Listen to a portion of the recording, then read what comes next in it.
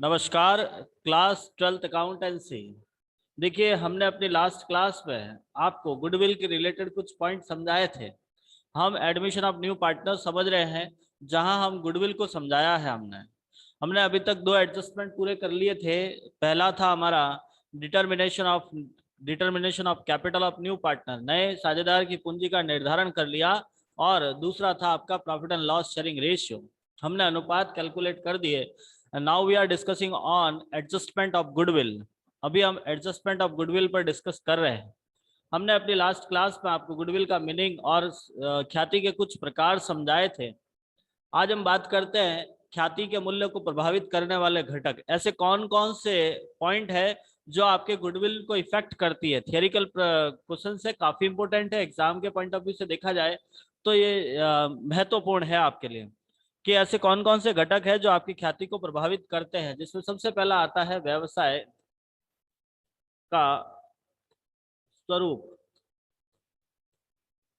देखिए, व्यवसाय का स्वरूप से तात्पर्य होता है कि आपका बिजनेस कैसा है, उसका स्ट्रक्चर कैसा है। जनरली हर कोई व्यक्ति किसी बड़े बिजनेस में जाना पसंद करता है। यदि आपने छोटे लेवल का कोई दुकान लगाई है, छोटे लेवल का कोई बिजनेस है, तो लोग कम इंटरेस्ट रखते हैं। लेकिन यदि आपका बिजनेस बड़ा है, एक ऐसी ऐसी जगह पर आप काम कर रहे हो, या ऐसा बिजनेस आपने सेटअप किया है जहां बहुत सारी चीजें एक साथ मिल रही है, तो आपकी कहीं ना कहीं गुडविल ज्यादा रहेगी, क्योंकि हर टाइप का व्यक्ति आपके पास में आ जाएगा। तो कह सकते हैं कि जब उच्च मूल्य वृद्धि दर वाले उत्पादों का उत्पादन करती है, मतलब जब आपका बिजनेस हायर प्रोडक्ट बेच रही है, तो ऐसी कंडीशन में आपकी गुडविल ज्यादा रहती है। फिर आता है स्थान। आपका बिजनेस कहाँ लगा हुआ है, आपकी पार्टनरशिप फर्म आपने स्थापित कहाँ करी है। यदि आपने अपनी फर्म किसी मार्केट के सेंटर पॉइंट में लगाई है, यदि हमारी सेंटर पॉइंट में यदि आपका बिजनेस है, मतलब ऐसी जगह पर आपने अपनी दुकान लगाई है जहां लोगों का आना जाना ज्यादा रह रहा है, तब तो वो आपके लिए एक प्रकार से ज्यादा गुडविल, क्योंकि जहां लोग अधिक आएंगे वहां अपना बिजनेस भी ज्यादा होता है। यदि आपने अपनी दुकान कहीं ऐसी जगह लगा दी है जहां लोगों का आना जाना आसानी से नहीं हो पा रहा है, तो कहीं ना कहीं आपको नुकसान होने के चांसेस बन जाते हैं। तो स्थान भी आपके गुडविल को इफेक्ट करता है। फिर होता है आपका प्रबंध निपुणता। प्रबंध निपुणता, निपुणता का मतलब होता है कि आपका मैनेजमेंट कैसा है। एक सुव्यवस्थित यदि प्रबंध है आपके पास में, यदि मैनेजमेंट अच्छा है आपकी पार्टनरशिप फर्म का, तो नो डाउट आपको प्रॉफिट होगा। यदि आपके पास एक कुशल व्यक्ति काम कर रहा है, कुशल का मतलब होता है कि ऐसा व्यक्ति जो उस काम को करने में दक्ष हो। दक्ष का मतलब होता है कि वो इस काम को करने में एक योग्य होता है। यदि योग्य व्यक्ति कार्य कर रहा है, तो जरूरी आपको कहीं ना कहीं प्रॉफिट होने के चांस ज्यादा रहते हैं। फिर होती है बाजार की स्थिति। बाजार की स्थिति आपके मार्केट की सिचुएशन पर भी डिपेंड करता है कि यदि आपकी मार्केट में आप अकेले काम करने वाले, मोनोपोली, एकाधिकार का मतलब होता है मोनोपोली। यदि आपकी उस मार्केट में मोनोपोली है, तो ऐसी कंडीशन में आपको ज्यादा प्रॉफिट होगा। कि कई बार क्या होता है, जो वस्तु आप बेच रहे हो सकता है पूरी मार्केट में आप अकेले ही बेचने वाले हो, तो ऐसी कंडीशन में आपको ज्यादा प्रॉफिट होगा और आपका गुडविल भी ज्यादा हो जाती है। लास्ट होता है विशेष लाभ। विशेष लाभ। अब विशेष लाभ का मतलब यह है कि कई बार कई ऐसे फर्म है जिनको एक्स्ट्रा कुछ, जैसे आपको लाइसेंस आयात करने का लाइसेंस मिल गया, मतलब आप फॉरेन से माल मंगवा सकते हो। आपके पास में एक लॉन्ग टर्म कॉन्ट्रैक्ट है किसी कंपनी के साथ में, किसी कंपनी के साथ आपने लॉन्ग टर्म, जैसे आपके दुकान में मान लीजिए आप एक रेस्टोरेंट चला रहे हो, या फिर आपकी कोई सी भी दुकान चला रहे हो जहां आपने किसी कंपनी से टाई अप कर दिया। और हो सकता है आपके पास में मान लीजिए कोई एक छोटी सी दुकान है जहां आपने लेज कंपनी से टाई अप कर दिया कि पूरे एरिया में लेज कंपनी की चिप्स आपके पास ही मिलेगी। तो एक प्रकार से ये आपकी गुडविल बढ़ाने में हेल्प करती है।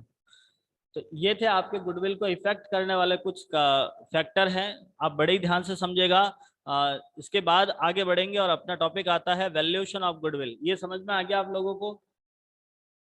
यहाँ तक पॉइंट समझ में आ गया? यस या नो में आंसर दीजिए बेटा फटाफट, उसके बाद आगे बढ़ते हैं। अपना टॉपिक सर। आता है ख्याति का नेक्स्ट पॉइंट आएगा अपना ख्याति का मूल्यांकन। देखो इस टॉपिक में गुडविल से रिलेटेड 2 पॉइंट और मैं एक बार फिर कह देता हूं कि 100% प्रश्न आता है गुडविल से रिलेटेड, 100%, चाहे वो छोटे प्रश्न में हो या बड़े प्रश्न में भी आएगा और छोटा प्रश्न भी आएगा। तो बहुत ही ध्यान से समझना है। टॉपिक है हमारा ख्याति का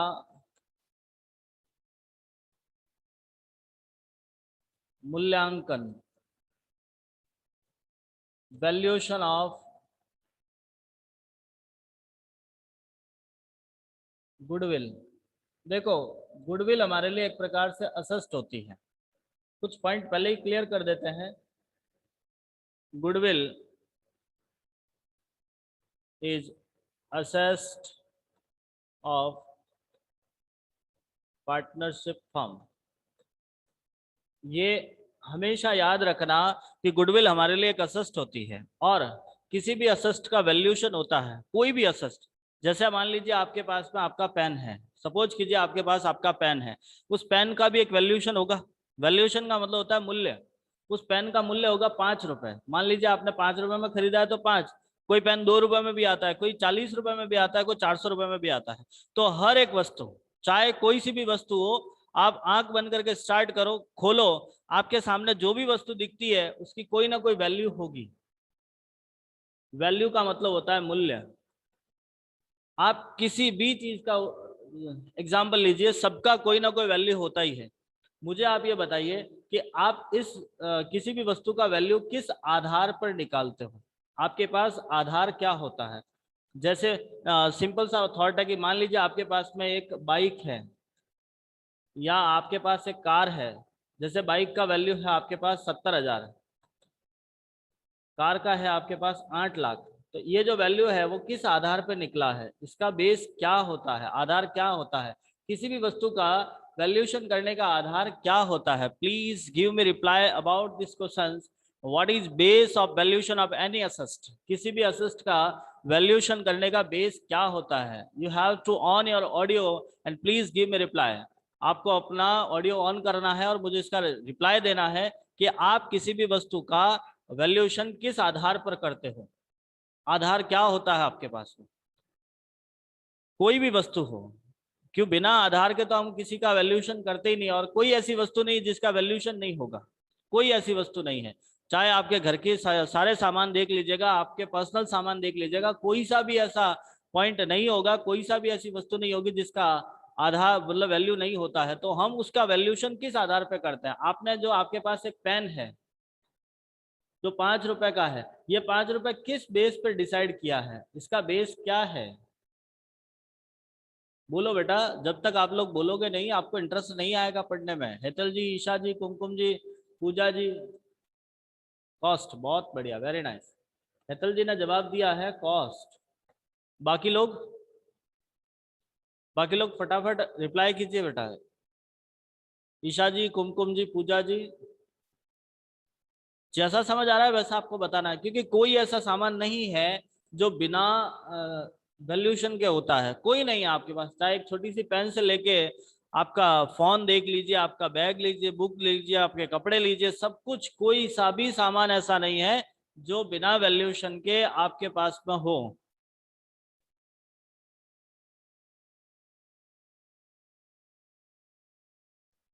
देखिए आपने रिप्लाई दिया है प्रॉफिट और क्वालिटी। देखिए बेटा, क्वालिटी और प्रॉफिट पर डिपेंड नहीं होता है, ना तो प्रॉफिट पे होता है ना क्वालिटी पे डिपेंड होता है। क्योंकि आप तो एक कस्टमर हो, आप एक प्रोड्यूसर हो, चाहे कोई सा भी व्यक्ति क्यों ना हो, किसी भी वस्तु का जो वैल्यूएशन होता है उसकी कॉस्ट पर डिपेंड करता है। किस पर डिपेंड करता है? उसकी कॉस्ट पे। क्योंकि चलिए जैसे आपने ये जो पेन खरीदा है, आपको उसने 5 रुपए में दिया है, तो 5 रुपए में वो कब देगा? जब उसको 5 रुपए से कम में मिलेगा। भाई जो आपको बेचने वाला है वो क्या करेगा? उसको ये मान लीजिए 3 रुपए में पेन मिला है, तो उसने आपको 5 रुपए में दे दिया, तो उसके पास जितनी कॉस्ट आएगी। अब मैं आपको कहता हूं, मैं एक सिंपल सा एग्जांपल और देता हूं कि मान लीजिए एक तो आपके पास में अ, 2 पेन है जिनका वैल्यू है 10 रुपए, और एक आपके पास 2 पेन, पेन तो दो ही है लेकिन वो दोनों गोल्ड के पेन है। आपको पता होगा गोल्ड के भी पेन आते हैं, सोने के पेन हैं।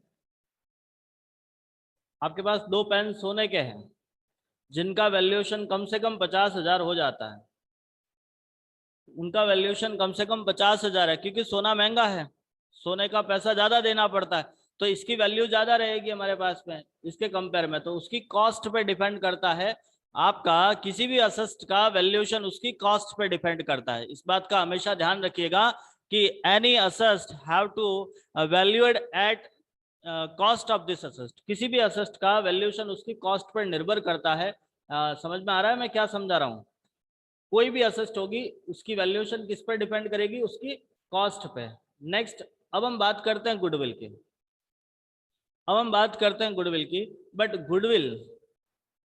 But any asset valued at cost, कोई भी संपत्ति होगी उसका वैल्यूएशन कॉस्ट पे होता है, लेकिन मैं यहाँ उस बात को पूरा ही क्लियर कर लेता हूँ, यहाँ लिख देता हूँ ताकि आपको आसानी रहेगी कि किसी भी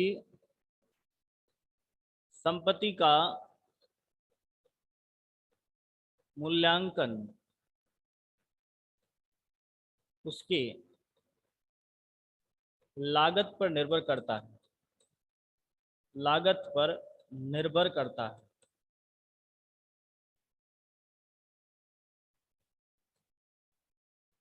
परंतु, लेकिन इस बात का ध्यान रखना, परंतु ख्याति का मूल्यांकन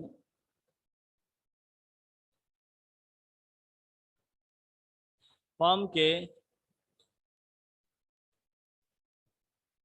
लाभों पर निर्भर होगा।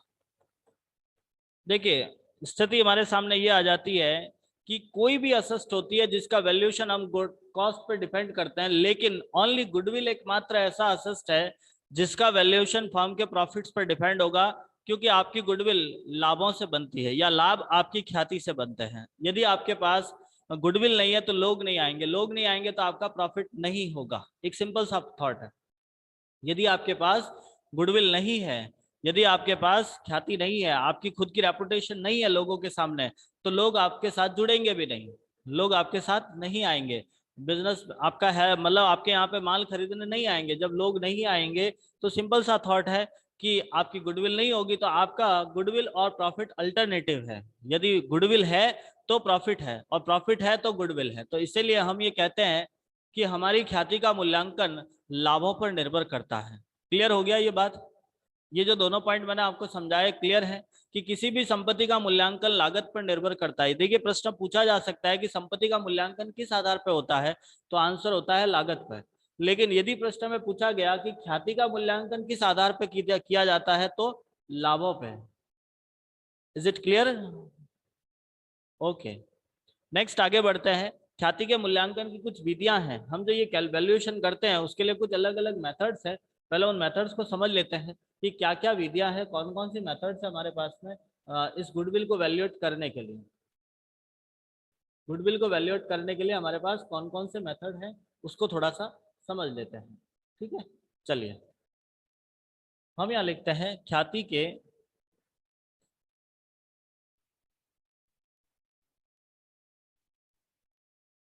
ख्याति के मूल्यांकन की विधियां। वैल्यूएशन ऑफ गुडविल, कितने मेथड से हम वैल्यूएशन कर सकते हैं? तो टोटली हमारे पास 5 मेथड है। कितने मेथड है? 5। बेटा आप मेरे साथ का साथ रिप्लाई कीजिएगा, कोशिश कीजिएगा, आप बोलोगे तो आपको थोड़ा सा आसानी से समझ में आ जाएगा। We have 5 method of valuation of goodwill. 5 method होता है हमारे पास ख्याति के मूल्यांकन की, जिसमें पहला आता है वर्षों के क्रय के आधार पर। क्रय के आधार पर,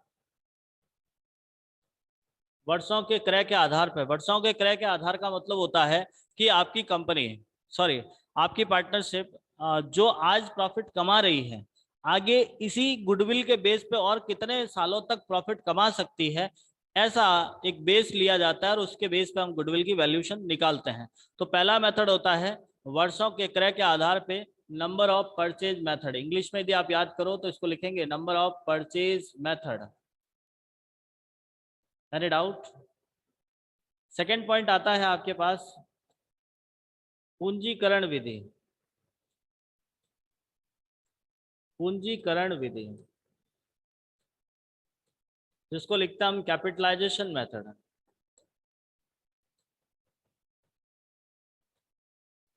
सेकेंड मेथड आता है हमारा कैपिटलाइजेशन मेथड, ठीक है, पूंजीकरण विधि। थर्ड मेथड आता है हमारे पास में वार्षिक वृद्धि विधि। वार्षिक वृद्धि विधि जिसको लिखते हैं हम एन्युटी सस्पेंस मेथड। नेक्स्ट आता है हमारे पास क्रय प्रतिफल के आधार पर, इसको लिखेंगे हम परचेज कंसीडरेशन मेथड, इसको हम क्रय प्रतिफल विधि भी कहते हैं। और लास्ट आता है आपका गुप्त या छिपी हुई ख्याति,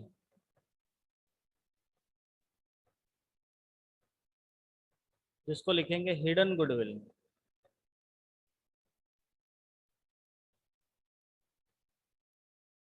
तो टोटली हमारे पास में 5 मेथड है, हमारे पास टोटली 5 मेथड है, जिसको हमको एक एक को डिस्कस करेंगे हम। सबसे पहले आता है वर्षों के क्रय के आधार पर परचेज ऑफ नंबर मेथड। ये पांचों मेथड समझ में आ गया आपको? पांचों का नाम पता चल गया? Purchase of purchase consideration, sorry, number of purchase method. तो हमारे पास टोटली 5 अलग अलग मेथड है, जिसमें सबसे पहला आता है नंबर ऑफ परचेज मेथड। देखो मेथड को बड़े ही ध्यान से समझिएगा, मैं पूरा एक एक मेथड डिस्क्राइब कर रहा हूं। फर्स्ट मेथड आता है वर्षों के क्रय के आधार पर, जिसको हम लिखते हैं नंबर ऑफ परचेज मेथड। देखो अभी हमने समझाया था ख्याति का मूल्यांकन हम लाभों के आधार पर करते हैं, प्रॉफिट के बेस पे करते हैं। तो हमें कौन सा प्रॉफिट लेना है? देखिए प्रॉफिट, लाभ हमारे पास अलग अलग होते हैं, हर वर्ष अलग अलग लाभ होता है। हम कौन सा प्रॉफिट यूज करेंगे, मेन प्रश्न हमारे सामने ये आता है। क्योंकि देखिए प्रॉफिट, गुडविल एक साल में तो बनता नहीं है भाई। आपका गुडविल है वो किसी एक साल में तो बनी नहीं है, वो तो उसको आपको काम करना पड़ता है, कुछ सालों तक आपको काम करना पड़ता है। तो हम यहाँ पे पर्टिकुलर किसी एक वर्ष का प्रॉफिट नहीं लेते हैं, हम कुछ वर्षों का एवरेज लेते हैं। तो हमारे पास जो गुडविल कैलकुलेट होती है वो 2 बेस होते हैं। पहला बेस है आपका औसत लाभ के आधार पे। औसत लाभ, औसत लाभ का मतलब होता है एवरेज प्रॉफिट। एवरेज प्रॉफिट के बेस पे। और दूसरा होता है सुपर प्रॉफिट, एवरेज प्रॉफिट के बेस पर। फर्स्ट पॉइंट आता है कि हम गुडविल निकालते हैं वो औसत लाभ के आधार पे। तो पहला प्रश्न हमारे दिमाग में चला कि सर औसत लाभ क्या होता है, किसे कहते हैं? तो औसत लाभ का मतलब होता है जब कुछ वर्षों के लाभों के योग में वर्षों की संख्या का भाग देने पर जो लाभ प्राप्त होते हैं उसे औसत लाभ कहते हैं। औसत मतलब एवरेज। एवरेज जनरली आप इतने सालों से पढ़ते आ रहे हो, एवरेज कुछ ईयर्स का प्रॉफिट लेंगे, जिसमें आप नंबर ऑफ ईयर का डिवाइड लगाओगे तो एक एवरेज मिल जाएगा, जिसके लिए अपने पास कुछ फॉर्मूले होते हैं। हम गुडविल निकालने के लिए कुछ फॉर्मूले यूज करते हैं। सबसे पहले हम गुडविल का फॉर्मूला समझेंगे। गुडविल इक्वल्स टू, बेटा समझ में नहीं आए तो पूछ लीजिएगा, average profit into number of purchase year, ये आपका फॉर्मूला होता है। Average profit into number of purchase year. आपको प्रश्न में number of purchase year already दे रखा होगा, इसके लिए आपको कोई अलग से कैलकुलेशन नहीं करनी है, बट एवरेज प्रॉफिट निकालना पड़ेगा क्योंकि नंबर ऑफ परचेज ईयर तो दिया हुआ है, एवरेज प्रॉफिट आपको कैलकुलेट करना पड़ेगा। तो हम एवरेज प्रॉफिट कैसे निकालेंगे, उसका फॉर्मूला होता है average profit equals to total of adjusted profit upon number of year। Total of adjusted profit का मतलब है कि कुछ सालों का आपको जो प्रॉफिट दिया हुआ है, पिछले कुछ सालों का प्रॉफिट दिया हुआ है, उस प्रॉफिट को ऐड कर लो और उसमें नंबर ऑफ ईयर का डिवाइड लगा लो, ये आपका एवरेज प्रॉफिट निकल जाएगा। सो फॉर्मूला समझ में आया? रिप्लाई देना फटाफट, यस या नो में। फॉर्मूला समझ में आ गया ये?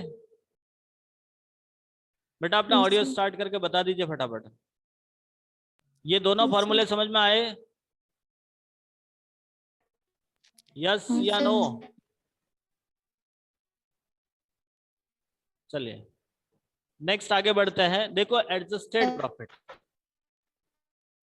मैंने लिखा है, एडजस्टेड प्रॉफिट। एडजस्टेड प्रॉफिट का मतलब होता है समायोजित लाभ। मतलब हमारे यहाँ पे कुछ एडजस्टमेंट भी होते हैं, यदि कोई एडजस्टमेंट दिए गए हैं तो आपको करने हैं, नहीं दिए हुए तो कोई आपत्ति नहीं। तो हमारे दिमाग में प्रश्न चला क्या एडजस्टमेंट आ सकते हैं, कौन कौन से एडजस्टमेंट होते हैं। तो पहला एडजस्टमेंट होता है एब नॉर्मल, पहला एडजस्टमेंट होता है एब नॉर्मल लॉस। देखो एब नॉर्मल लॉस का मतलब होता है असामान्य हानि, ऐसी हानि जो व्यापार से संबंधित नहीं है, ऐसी हानि जो व्यापार से संबंधित नहीं है। जैसे आपने जिसके अंदर आपके आती है सट्टे से हानि, सट्टा होता है ना, जुआ सट्टा, मतलब कोई हार जीत लगा दिया आपने, उसमें कोई लॉस हो गया है। तो एब नॉर्मल लॉस असामान्य हानि, ऐसी हानि जो व्यापार से संबंधित नहीं है, उसे बोलते हैं असामान्य हानि। यदि आपको किसी वर्ष असामान्य हानि हुई है, मेरी बात बहुत ही ध्यान से सुनिएगा कि यदि किसी वर्ष यदि आपको असामान्य हानि हुई है, यदि किसी वर्ष असामान्य हानि हुई है तो वो आपको फिर से ऐड करनी है। एब नॉर्मल लॉस आप गुडविल कैलकुलेट करते टाइम फिर से ऐड करोगे, क्योंकि वो आपके लिए एक प्रकार से गुडविल को कम नहीं करता है, वो आपके बिजनेस से रिलेटेड नहीं है। हम प्रॉफिट में बिजनेस से रिलेटेड ही सारे पॉइंट ऐड करेंगे। तो एब नॉर्मल लॉस क्या करना है आपको, बेटा अपना ऑडियो स्टार्ट करके फटाफट रिप्लाई दीजिए। एब नॉर्मल लॉस क्या करना है, क्या करना है? ऐड करना है। Very nice. ऐसा का ऐसा यदि आपको एब नॉर्मल प्रॉफिट दिया गया हो,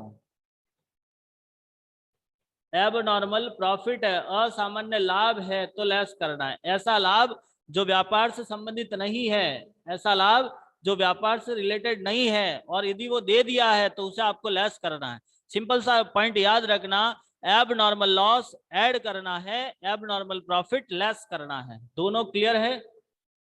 दोनों क्लियर हो गए? नेक्स्ट तीसरा पॉइंट वापस समझाऊं, ये दोनों क्लियर है या वापस समझाऊं?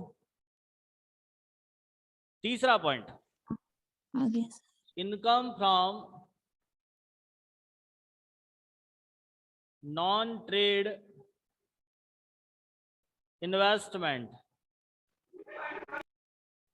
देखिए ऐसी कोई इनकम है जो आपके बिजनेस से रिलेटेड नहीं है, income from non trade investment, गैर व्यापारिक विनियोगों से आय।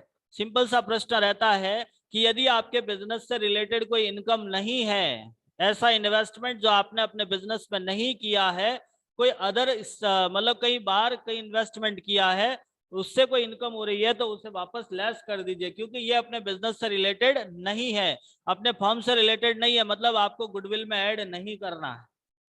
तो आप क्या करोगे, जब income from non trade investment दिया गया है तो आपको उसे लेस करना है। नेक्स्ट एडजस्टमेंट आता है पार्टनर्स रेम्यूनरेशन। पार्टनर्स रेम्यूनरेशन मतलब होता है साझेदारों का पारिश्रमिक। यदि किसी पार्टनर्स को सैलरी देनी बाकी है, कमीशन देना बाकी है, कोई बोनस देना बाकी है, इंटरेस्ट देना बाकी है, तो उसे वापस लेस करोगे। तो पार्टनर्स रेम्युनरेशन लेस करना है। अभी तक हमने 4 पॉइंट डिस्कस किए हैं।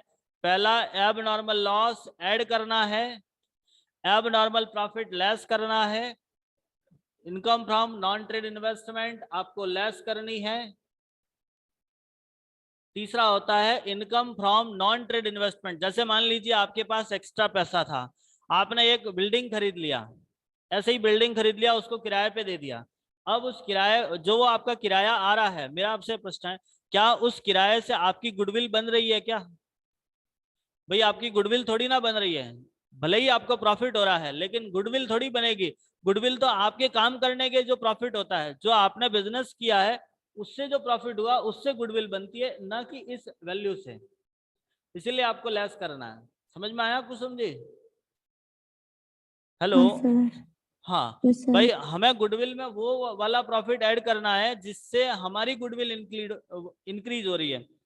आपने मान लीजिए एक जमीन खरीदी थी और उस जमीन के बदले में उसको आपने बेच दिया। अब जमीन बेचना आपका कोई बिजनेस थोड़ी ना है, उससे आपको भले करोड़ों रुपए का लाभ क्यों ना हो, उससे आपकी गुडविल नहीं होती है। वो गुडविल तो आखिर आपने मेहनत करी है, लोगों को आपके यहाँ पे आए हैं, आपने अपना माल बेचा है, तब जो पैसा आता है वो हमारी गुडविल मानी जाती है। तो हम ये कहते हैं नॉन ट्रेड इन्वेस्टमेंट से जो इनकम होती है उसे आपको गुडविल में ऐड नहीं करते, यहाँ से आपको लेस करना है। Next, partners remuneration. Partners remuneration का मतलब होता है साझेदारों का पारिश्रमिक। अब जो पार्टनर्स है उनको तो पैसा देना ही है भाई, पार्टनर्स ने काम किया तो उनको उनका पैसा दिया जाता है, उन्हें उसको पैसा देना पड़ता है। उनको आपको रेम्युनरेशन देना है, या आपके पार्टनरशिप का खर्चा है, लीगल एक्सपेंसेस है, इसलिए आपको इसको लेस करना है। क्लियर हो गया? ये चारों पॉइंट समझ में आ गए? नेक्स्ट पांचवा पॉइंट देखते हैं। लिखते हैं अपन, under valued of opening stock and over valued of closing stock. दो पॉइंट आते हैं, एक तो होता है under valued of opening stock and over valued of closing stock.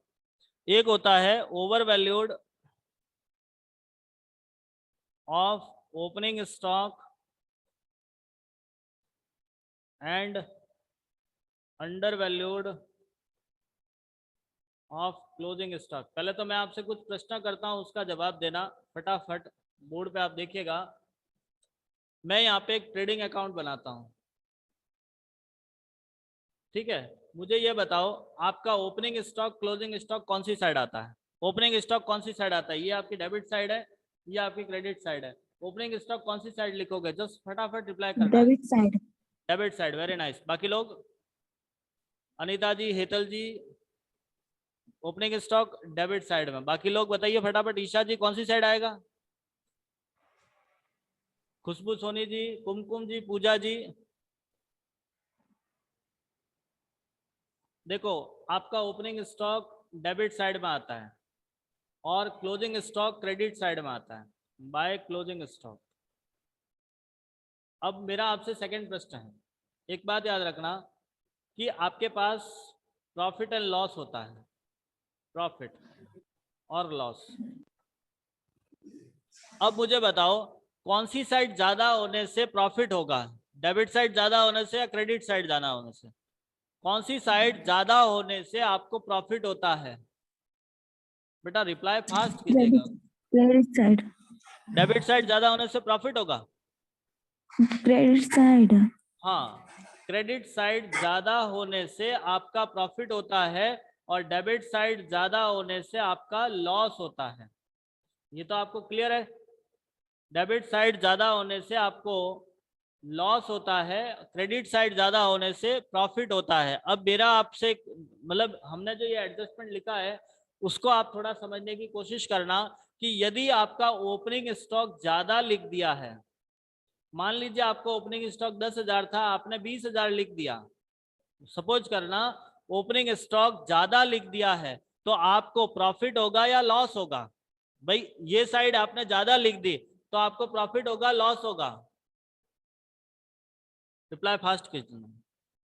यदि आपने ओपनिंग स्टॉक ज्यादा लिख दिया तो आपको प्रॉफिट होगा या लॉस होगा? लॉस होगा। Very nice. और जब लॉस है, भाई लॉस गलती से लॉस हुआ है तो लॉस को वापस क्या करेंगे? ऐड करेंगे। ये हमारे लिए एक प्रकार से एबनॉर्मल लॉस ही समझो आप। ये लॉस हो गया तो उसको वापस क्या करना है? ऐड। मतलब ओपनिंग स्टॉक ज्यादा लिखने से आपका लॉस शो होता है और उसको ऐड करना है। सेकंड पॉइंट, यदि आपने ओपनिंग स्टॉक कम लिखा है, ओपनिंग स्टॉक कम लिखा है तो आपको प्रॉफिट होगा। सिंपल सी बात है, क्योंकि ये साइड कम, डेबिट साइड कम होते ही डेबिट साइड कम हो गई, मतलब आपको प्रॉफिट हो रहा है, बट ये प्रॉफिट तो है नहीं है, इसीलिए आपको इसको लेस करना है। तो ध्यान से समझिएगा, under valued of opening stock मतलब ओपनिंग स्टॉक कम लिखा है, ओपनिंग स्टॉक कम लिखा है, इसका मतलब हमारे पास प्रॉफिट हो रहा है, हमारे पास प्रॉफिट हो रहा है। इसीलिए आपको इसको क्या करना है? लेस करना है। आपको इसको क्या करना है? लेस करना है। और over valued of opening stock आपने उसे एक्स्ट्रा लिख दिया, हमको लॉस हुआ होगा, इसलिए आपको ऐड करना है। तो ये कुछ एडजस्टमेंट थे हमारे पास। जैसे ही इसका न्यूमेरिकल आएगा तो आपको उस टाइम और भी अच्छे से समझ में आएगा। यहां तक ये पॉइंट सारा क्लियर है? पहला, एवरेज प्रॉफिट के बेस पे गुडविल समझ में आ गई आपको? फॉर्मूला होता है average profit into number of purchase year, average profit into number of purchase year. This formula of value calculating of goodwill, goodwill निकालने के लिए हमारा फॉर्मूला होता है average profit into number of purchase year. Average profit निकालने का formula रहता है total of adjusted profit upon number of year. Any doubt? ये समझ में आ गया पहला? यस या नो में आंसर दीजिए बेटा फटाफट, जस्ट फास्ट। समझ गए इसको क्या समझा रहा हूँ? चलिए बेटा, नेक्स्ट इससे आगे हम इसको अगली क्लास में इससे रिलेटेड क्वेश्चंस करेंगे। फिलहाल अपना टाइम हो चुका है। कोई डाउट है तो अभी बता दीजिए ताकि मैं वापस समझा देता हूँ, क्योंकि इससे आगे वाला पॉइंट बड़ा है, अभी हाथों हाथ सॉल्व नहीं होगा, इसलिए। क्लियर है ये?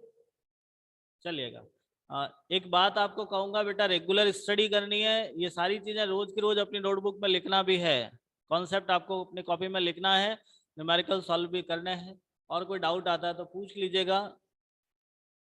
धन्यवाद।